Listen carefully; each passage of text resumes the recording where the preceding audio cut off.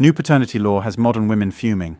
You know, it's something that if you feel like you need a DNA test, go do that on your own time. I'm not here to pay for so-and-so because there's a confusion about who's the father. That's not my business. We have bigger problems. I'm sorry. I'm not paying for no mandatory test. I personally pay taxes, and I care about where my money goes. I think that the United States making DNA testing mandatory is stupid. Of course she thinks it's stupid because they have everything to lose and totally nothing to gain from it. We all pay taxes. Now out of the blue, all of a sudden, you're worried about where your tax money is going? Get over it. Where from 5 to 30% of the general population, men are raising and paying for children that are not theirs and don't know. According to the American Association of Blood Banks, between 25 and 30% of the males who are accused of being the father, they take a paternity test and find out they did not do it. Are you for mandatory DNA testing at birth? I am absolutely on record as saying that if we want to prevent the problem of having men challenge paternity later down the road, is then let's apply a proactive solution. Automatic DNA testing at birth would work to help two things. One, we would assure that the right parents were named on the birth certificate. Two, it would stop paternity fraud and take the profit out of paternity fraud. But so many women's groups say this wouldn't be fair. You're acting like you don't trust the mother. Why do you think they say that? It's a red herring. It takes away from the focus of, well, who's the one person who has all of the information about potential fathers or the paternity candidates? It is the child's mother. And currently, in most places, she has no duty to disclose that, well, wait a minute. Well, my husband's not really my child's father. My boyfriend is. Like, well, wait, lady. But you're married. You forgot that you were married? No. Mr. Rasmussen, you are not the father. That's a lot of nerve considering the alternative is somebody that don't want nothing to do with you or your child. I'm sorry. That's a lot of nerve. You just showed me where your priorities were right there. Because I held out hope that you weren't just acting a fool because you so mad at him because he cheated on you that you would cheat your child out of a father. But that cheering you did, what you cheering? I'm a single mother with nobody that loves me or my child. What you cheering for? The state of Tennessee tried to pass a law to put women behind bars for lying to get child support from men who aren't biological fathers, and it got women talking. Men have been thrown in jail for not paying child support for years, and it's high time the scales are balanced. Here's the deal. A DNA test should be mandatory before any man is listed on a newborn's birth certificate. Married, single, absent, whatever. No man should have to put his name on that document without proof that he's the biological father. If he knows he's not the biological dad, but still wants to be involved, he can choose to be the equitable father. At least then, the woman is being honest and giving him a choice. But no, women and feminist groups fought tooth and nail to make this law illegal. According to some statistics, 8 to 10% of men are unknowingly raising another man's child, but the real numbers are closer to a staggering 30 to 40%.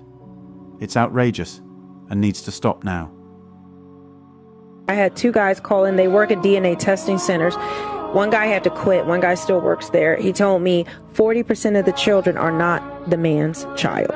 40%. 40%. He said 40%. Somebody called Maury. It's usually make DNA testing it's mandatory. It's two scenarios. It's where the woman, the person's getting a DNA test because the woman claims that is their child. Turns out it's not. The other one is where the parent is on a deathbed and makes a confession, or they need a liver transplant, blood transfusion, and the blood type. There's no way that can actually be the father. So then they find out that because of medical reasons, you mean that's not my father? Then the father finds out from that way. He said it took such a toll on him that he could no longer do it because he would be sitting on the phone counseling the men and the grown children who these women falsely accuse. We see it on Moore, we see it on paternity court, but yet we say men need to be held accountable.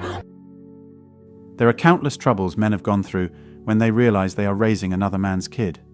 First, the overwhelming feeling of betrayal, emotional investment, an interruption of connection with the child, financial implications, educating a child through college, and child support in case of divorce and jail time for failure to pay child support. Despite all of these, some women are still backlashing men and lawmakers for trying to prevent men from getting into that terrible experience.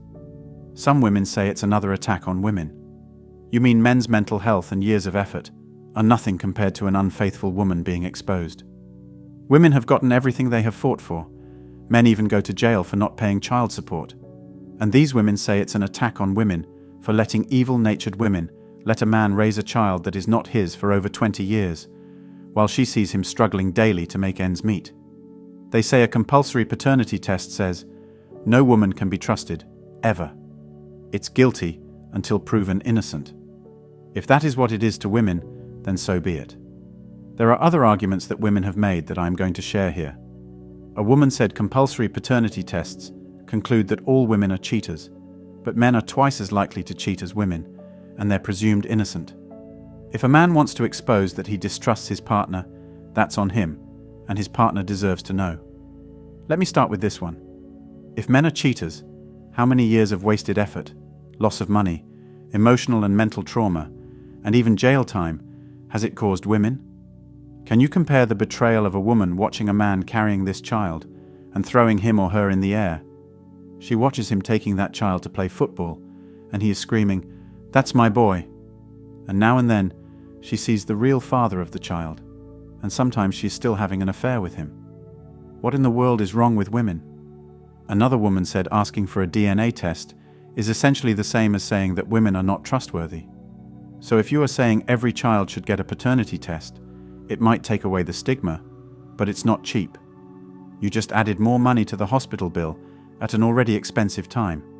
Honestly, if you don't trust the woman, you should not have sex with her. By having mandatory DNA tests, the government and the people of the US are basically saying that all women are dishonest and cheaters. That's not really the message that should be sent. You heard that argument too.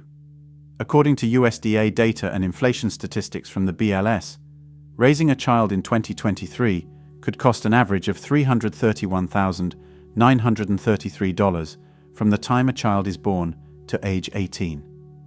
If a man has to spend just a few bucks to save himself from pouring a fortune into a product of another man's loin, isn't it worth it?